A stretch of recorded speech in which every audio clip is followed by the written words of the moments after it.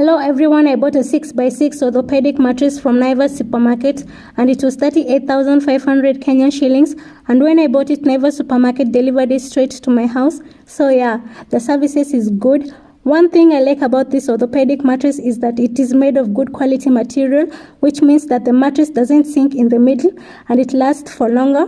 Another thing I like about this mattress is that when you sleep, your spine will align with the bed, so you will sleep comfortably and you won't feel any back pain. Yeah, so I will prefer spending much more money on buying an orthopedic mattress than buying a regular mattress, because an orthopedic mattress will last for longer and you won't feel any back pain when you sleep on it. In fact, you will feel very comfortable when you sleep on it.